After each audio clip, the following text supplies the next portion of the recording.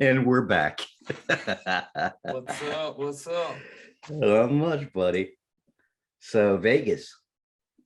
Yeah, man. Vegas. The wife and I went out to Vegas, both of our first times a couple weeks ago, and So y'all have never been? never been, man. Never been to Vegas. Bro, Yeah. that going to Vegas now versus like the 90s or the early 2000s, they call it Sin City, but there's really so much to do in Vegas, like outside of the strip itself. Vegas is so much bigger than what people think it is. Definitely. So when did you go? Did you? I went, let's see, I went back in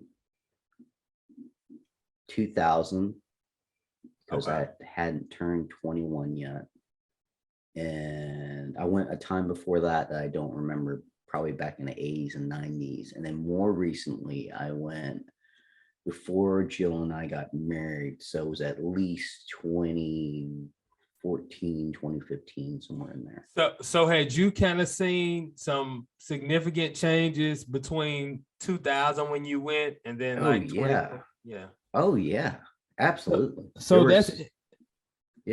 that's interesting. I want to hear about that because I know when I was in college, so I'll say the early 2000s, I remember a friend of mine, it's probably 2004, somewhere along those lines. And he was like, man, you got to go to Vegas. You got to go. Right. And I was like, yeah, okay. Yeah.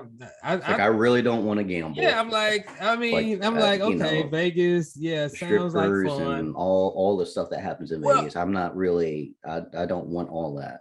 Well, and at that time, I think I guess my take on Vegas was that, it would be fun, but it was just a bunch of hoopla, like, okay, cool. Yeah. Circus show. Right. So I was like, all right, yeah, I'll go eventually. But after going out there a couple weeks ago, now I'm like, wow, there was nothing about Vegas for me and my wife that was overrated at all. It was your most place that you ever went to while you were there. Let me say this, probably, if you hadn't put me on the spot, I would have said it, but I'll say this and I'll kind of circle back around, but we stayed at Caesar's Palace. Oh, and, nice. Right on.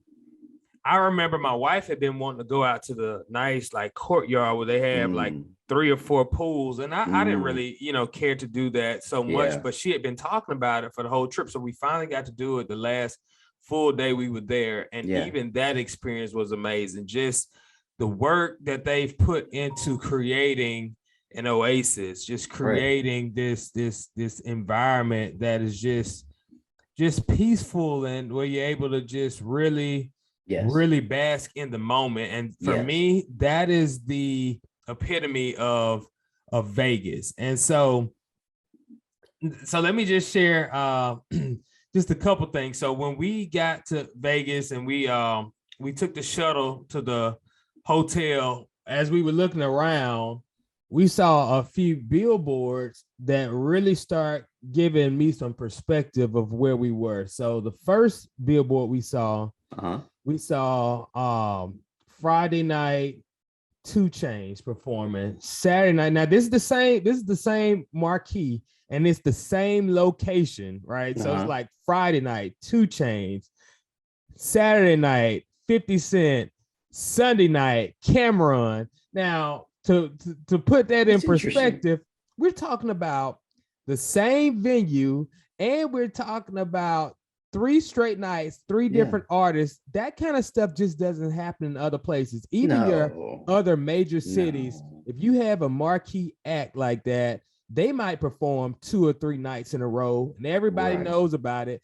But this one venue, these different acts, and the cool thing was like these were acts that I hadn't even seen or really heard much about in years. And I realized they're all in Vegas. So then I turned to another side and I see Shaquille O'Neal DJing every Tuesday night at whatever. Yeah, like just DJ. I know, I know he Tuesday. does DJing on the side, but that's freaking cool that he has like a set that he actually does, and like he goes out to Bro, Vegas. That's every awesome. Tuesday night, bro, everything for me in Vegas was intimate. Vegas is like an intimate experience with the artist. You know, it's like I feel like the conversations that artists would have with folks in Vegas and the environment is just so different than other places. Other places you're going to a concert. In Vegas, you know, you're going to a meet and greet, you know, with the artist, so to speak. Yeah. So that's the first thing that just stood out to me. And while we were there, I was just really impressed by the thought that was put into all of the different resorts. So you know, Caesar's Palace, MGM, Tropicana, all of these places have major entertainment venues inside and major retail, which you know is like our nice malls, and every single resort has this, and then the strip is just so connected, so intertwined. And my wife and I, we just enjoyed walking up and down the strip every day, going into these different resorts. And the crazy thing was, every resort felt like home, even the ones we weren't spend. We didn't spend the night in. And it's supposed to, because you know, I'm not sure if it's still there now, but there was a hotel that I remember, and it was so cool. It was called the Venetian. I don't know if it's still there. Still there? It's still there. We enjoy that place. Is when you walk into it, it makes you feel like you're in Italy. Even if you've never been to Italy, you're just like, Italy could be like this. Yep, definitely. You know? We love the architecture in the Venetian, man. We love and it's a you know, Vegas itself is it's a business. It's an adult version of Disney World, bro. That's the exact so here's an adult version of a Disney World. The metaphor I used was, I said it's like Disney World times 10 for adults and families. And absolutely. And you know, you mentioned like, you know, Sin City earlier, and how Vegas is so much more than that. And I totally 100% agree. And that's what I had been telling folks for the longest. I said, you know, Vegas just tried to market themselves with that, but you know, they almost, what happens in Vegas stays in Vegas. I mean, you know, honestly, Vegas doesn't even have to do that anymore. They don't. They can just say Vegas. It's an experience. It's an experience. It's an adult experience, and that's it. In fact, that's all they need to say. Vegas. It's an adult experience. That statement encapsulates everything. It encapsulates the Disney theme times 10. Let's say Vegas. It's an adult experience. And you know what though? Me and my wife, we're looking for our next trip to Vegas, and we're bringing the kids. Yeah, that's how. You know. So a couple things that we got to do out there. The NBA Summer League. They've been doing that Summer League out there in Vegas for years. So we went to the Summer League game. We saw America's Got Talent. Wow. So, you know, the America's Got Talent we watch on TV is in LA, but every year that somebody has a show that wins, they get their show in Vegas. That's what we went to. Wow. And the coolest part about that is the person that wins acts as the host. They don't actually have an hour show. They act as the host.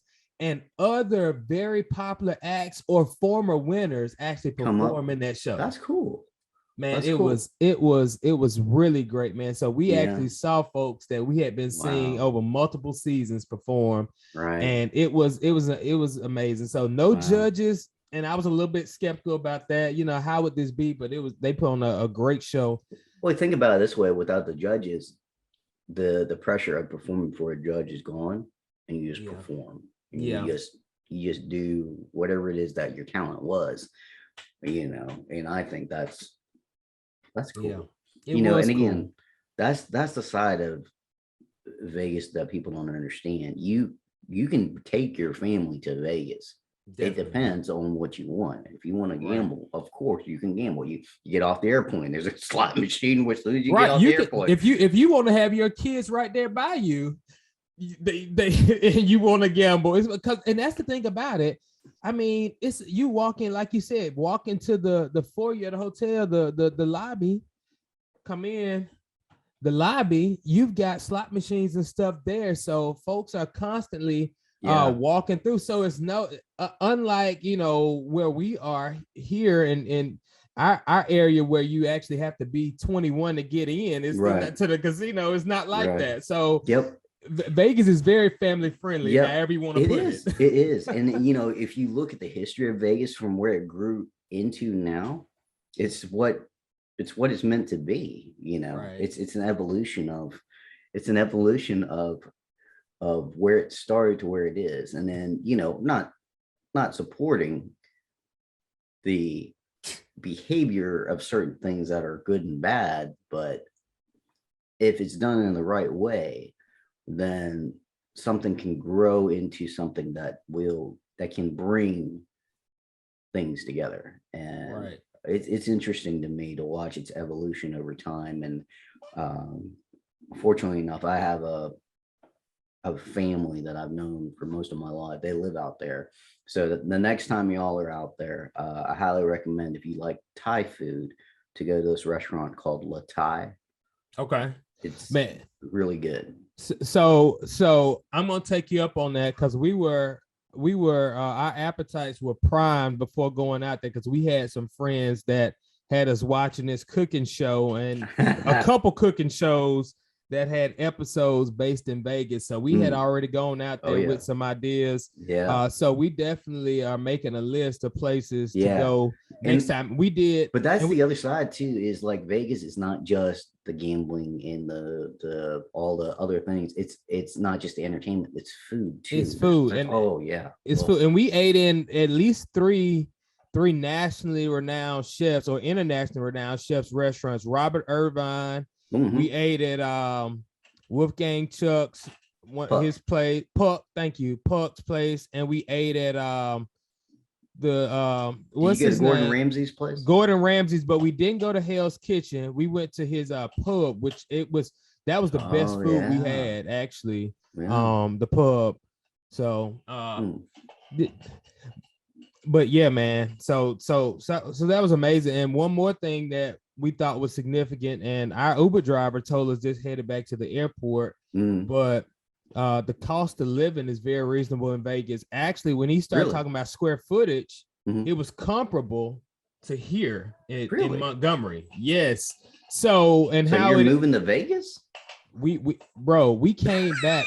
No, that's funny you said that, because literally this is the first place me and Ashley, and we like New York, we like DC, we like LA. This is the first place we've gone together that we've come back and been like, we would move there. First place ever, because like LA, LA took some time to grow on us. New York was just so busy, even though we love the art scene and all that.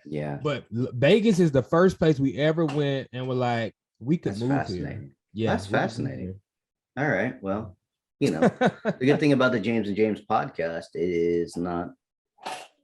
is not cemented down to whatever location we're doing an episode. True. So that's right, man. You're gonna be like, next thing I know, the background's changed. I'm like, where are you? Well, we're in Vegas. I'm like, oh my God. All right. Yeah, man, it could happen. It could happen. But although I think our next move would be here in the area, but yeah, Vegas could definitely happen down the line. That in all seriousness, it actually could, with what you guys do career wise. Oh yeah, y'all could easily do that. It's very flexible. So definitely. So yeah, bro. But yeah, man. So that was let's see, that was Vegas, man. And one more thing I'll share is that it really, speaking of career and everything, man, Vegas really refreshed my perspective on life, because I was so close to, entertainment and just that atmosphere. Oh yeah. It really just kind of invoked that entertainment spirit in me. Matter of fact, I can remember at the end of America's Got Talent, the guy that hosted, he was a magician. I really wish I could remember his name because he was definitely he was a believer. And it's so interesting because he had this segment at the end. It was really cool where he had folks to write down the thing that the way that they want to impact the world the most or something. Oh, wow, and cool. And the cool thing is he had us all ball up our papers, and he threw a couple balls out in the crowd, and one young lady caught a ball. So he said, everybody throw your paper to her. And so it was so cool because we got all these balled up pieces of papers flying across across the facility. Cool. And like folks are, picking it up what you threw and throwing it because it's got to make it all the way to the girl. And so he tells her to get up a armful of those papers and walk up to the stage. So she walks up to the stage and he says, pick one of them out. Just one. So she holds on to one of them and he opens all the other ones, like maybe 10 to 12, and reads and makes jokes about them. Until finally, he asked her for the one in her hand, and when he opens it, it says service, and we can clearly see smooth transition. She opens it. I think she might have even said it, but then he said he starts talking about service and the importance of it, and then behind him, like before this little segment had even started, he had like these 5 kind of like picture frames come out on rollers. So he comes back behind him, he puts them all together, and you realize it spells out service. It was so cool, because he's a magician. It was so cool. But the thing was, when we were doing that, right, and how we wanted to impact, the one thing that stood out to me was entertain. That's what I wrote down for mine. And it was a moment where I was like, that's what I believe a big part of what God has called me, what I was born to do. And and sometimes we lose sight of things like that. We lose track because we got families, we get busy with life. Right. But Vegas really reminded me of what is in my heart. And so coming back here, I said, okay, I'm gonna get back at least to emceeing, because one thing when I MC events, I'm able to display drama. I'm able to display comedy. I'm able to be interpersonal, connect with the audience. And that's really ultimately what I love to do, connect with audiences. So yeah, man, Vegas gave me something more than a great experience and entertainment. It really gave me perspective. It gave you refreshment. Yeah, refreshment. Yes. So how did y'all go to Vegas? Oh, bro. Yeah, I thought so, and just to show what a blessing it is when we are led by God into opportunities. But God led me to this last, and I say that, but we know, God is always working. But specifically, I know I heard from the Lord when I walked into this last teaching position, and I actually it was a gift from my principal. He sent me to Vegas for a conference. And I brought my wife. So the hotel. So it was work related. Like it was work related, man. It was work related. That's cool. I know. That's so cool. So I say a gift, but it was work related. I'm part of the it's still a gift. Yeah, still a gift. I'm part of the innovation team, for the school. Right. So yeah, few of us went out there. Baby, you gotta stop. You don't have a shirt. Go get a shirt. Go get a shirt. Get a shirt from over there. She's like, I'm trying to keep her out the camera. Yeah. How old is Ava now? My wife would really get me if she knew she was in our podcast naked. Almost. Ava will be 3 in December. Okay. So she's not too much older than Evie. No, not too much, man. She is very smart, I can tell though. Oh yeah, thank you, man. She is. What's his name? That's Mr. James. Or James. Or James. It's just James. Just James. Just James. We're good. You need a shirt. Hi. He said, "Oh, she can't hear because I got my headphones today." But yeah, man. So that was quite the trip. The conference, was it continuing education related? Yes, it was professional development. It was about it was a quote unquote innovative schools conference. So we had a bunch of speakers sharing about, just how to what's going on engage our students. Yeah, and more so they were specifically based on just things we could apply in the classroom and as school wide. Does it fit? The principles, does it fit Montgomery, Alabama? Yeah. Well, that's a good question. You know why I'm asking that. That's why I was like, I would say they're definitely needed because these are cutting edge concepts. Some of them have been around 10, 15 years, but they're the top research based principles in the world right now, as far as engaging students and improving culture and climate of schools. So it definitely is needed. Does it fit into what we have right now? It definitely can be implemented. And you got a lot of schools in Montgomery that are doing, I'm trying to think of some examples. So some of the principles were like, being more culturally responsive, so instead of just going in there and teaching, by the book, trying just being aware that there's more than what was written in the history book. There's a culture behind that history. Yeah. Well, and even more so, understand the awareness that the students that you're teaching to might have a different perspective from you, which means they may not learn like you do in a sense of, all right, I need to get some feedback from the students to see what would be a better way to teach them this material. Can I make it relevant for them before I just force feed them? So it's interesting that that's what you learned, because scrolling through Facebook today, I saw a post from someone that he went to the academy too, and I was like, well, that's an interesting post. I'll send it to you. Because obviously I am from another country, so definitely. For me, growing up in Alabama, I was always different, because you look at me, that I'm not, I know you might. Right, I know you're black, but you're mixed with something. That's right.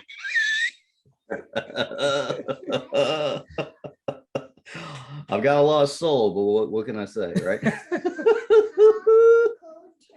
But it's interesting how when you look at somebody, depending upon your environment, actually, I would say about 100% of the time it is the environment, because if you expand the word environment and have environment include your parents or your neighborhood or your school or any of those things, 100%, because of your environment, you're going to look at things based on your environment. You're going to see things that way. You're going to talk about things that way. So when you see somebody like me on the outside, you're going to say, well, this guy may or may not be able to speak English. So you're going to lean whichever way that you've been influenced by your environment. Now, that's the challenge of life, is being able to discover yourself, your true self, to be able to listen to that voice of yourself, to be able to say, to recognize, hey, those thoughts aren't genuinely my original thoughts. Let me test this against my original thoughts. That's why I'm working very, very, very hard on becoming a better listener. People would probably say I'm a good listener now, but I know that listening is a skill that will, it's even in the Bible, even fools appear wise because they don't open their mouths. I'm paraphrasing it, of course.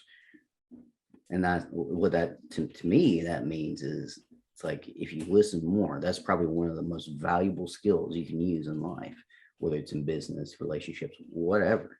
So that's why that's the heart of this is conversations between each other.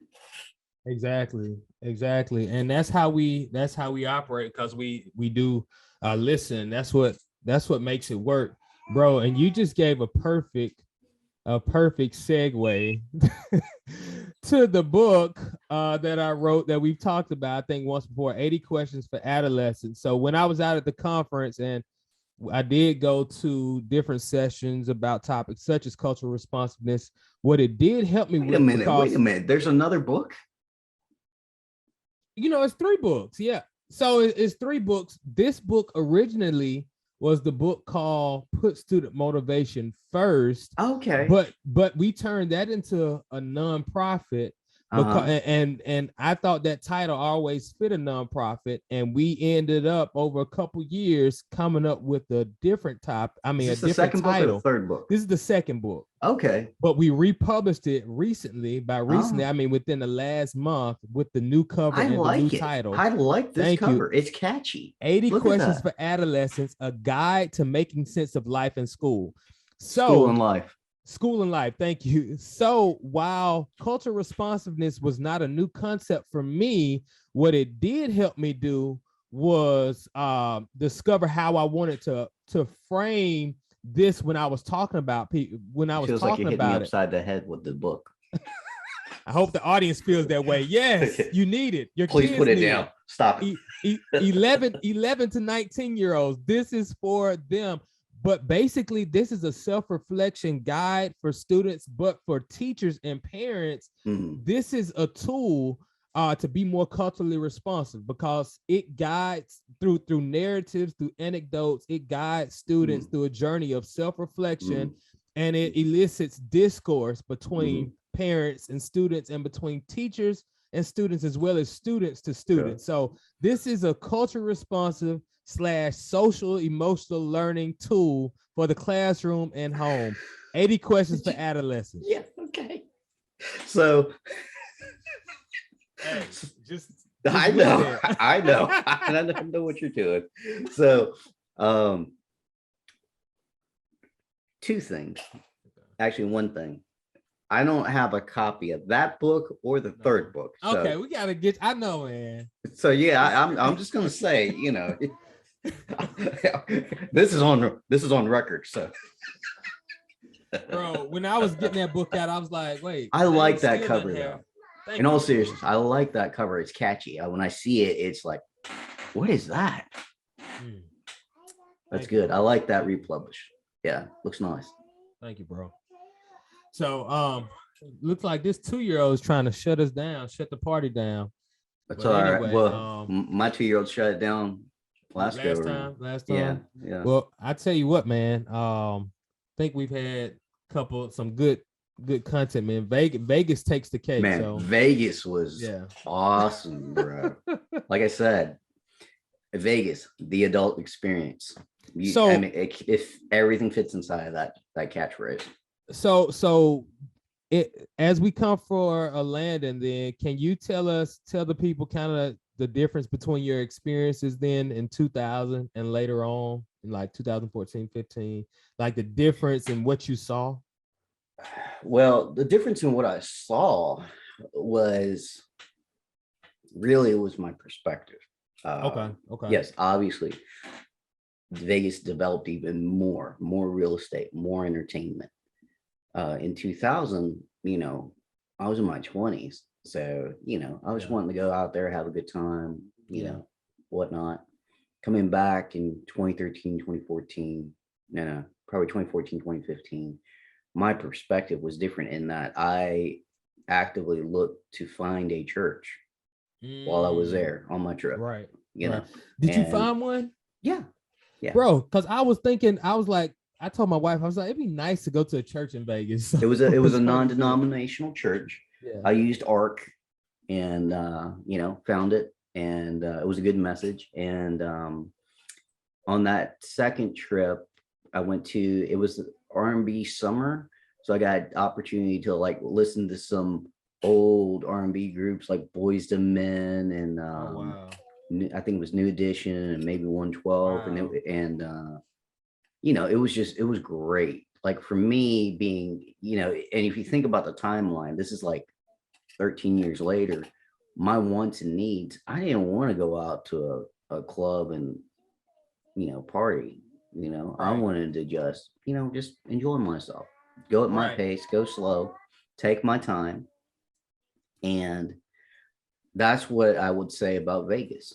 Vegas is an experience no matter what age you're at in your life. If you're 21, you're young and you want to go have fun and just get wild and crazy, you can do that. If you're in your 30s, you're not quite married yet, but you're still kind of single and you just want to have fun, but you want to go a little slower pace, you can do that. And then when you get older and you have kids and families, you can do that. Or, you're a grandparent. I mean, I think Vegas is doing it right in that it's trying to model, personify an experience. Definitely, man. And to that point, I saw a lot of older couples there, whole lot of older couples. And that was the great part about it. I mean, it was just such a melting pot of age groups, ages, cultures, businesses. Now, and one thing I want to say, since you said that about the differences in your experience, since I've been back, I've told folks that I'm so glad I went with my wife because it was a shared experience that was I just honestly couldn't see doing Vegas anyway else because it's just so nice doing it with my wife, and so that's good. And again, that completely goes against the model of the past that when we think about Vegas, we think it's for single young people just going to have a wild time. But that right there, if that's not a plug for Vegas, I don't know what is. It's it was just like going out there with my wife to like you said earlier, to sharing the cuisine, and then just the different. It was like adult Disney World, right? I mean, it's an adult Disney World times 10, times 10. Like it's a Disney World that you don't have to worry about seeing any Disney characters. Exactly. You just experience it. Which I would not be surprised if one day Disney buys some piece of Las Vegas, so that way they can put the Disney experience in Las Vegas too. Well, it's interesting you say that because there is, they've maybe since you've been out there, but there's a resort, a Disney resort, if I'm not mistaken. Yes, there was a Magic Kingdom Disney resort. I'm pretty sure. Huh? Because we went by it. You sure it wasn't Excalibur? Oh wait, maybe it was Excalibur. It's a lot like Disney. Oh man.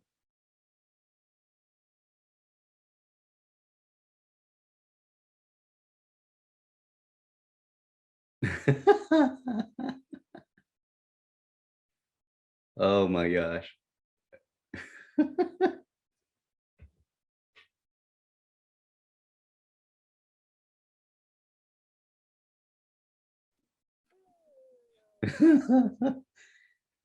Oh, uh-oh.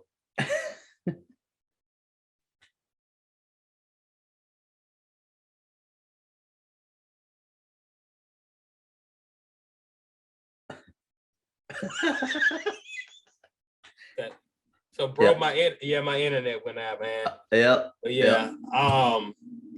So dude, that's crazy, man. I don't understand how they were able to do that. It looks so much like Disney World. It's ridiculous. Well, so y'all saw the Paris resort, right? Definitely. It looked like Paris, yeah. Matter of fact, that was across the street from Caesars. That's right. Yep. I think there's another resort called New York. Is that right? Yep. New York. Okay. Matter of fact, the Venetian and the Paris were really close to us, like right across the street, kind of. Was the Bellagio still there? Bellagio was still there. Bellagio was to the right, connected to Caesars. Okay. So we would walk through the Bellagio. That's crazy, man. Like, and you know, the Bellagio, of course, we know that from The Hangover. Yes. Well, we also know it from, I think the Bellagio was featured in Ocean's 11, I think. It was. The one with the water fountain. Yep, the sure water was. sequence. Yeah. Wow. Yeah. Bro, I didn't think about that while I was there, but you're so right. That is so right. Good grief. And I actually took some pictures of Ashley behind the water. Cool.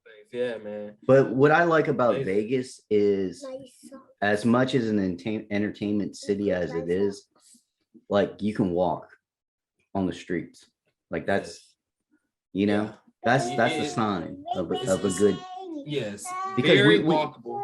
Yeah, we all know that, you know, within certain ecosystems, you have to deal with like homelessness and poverty and all those types of things.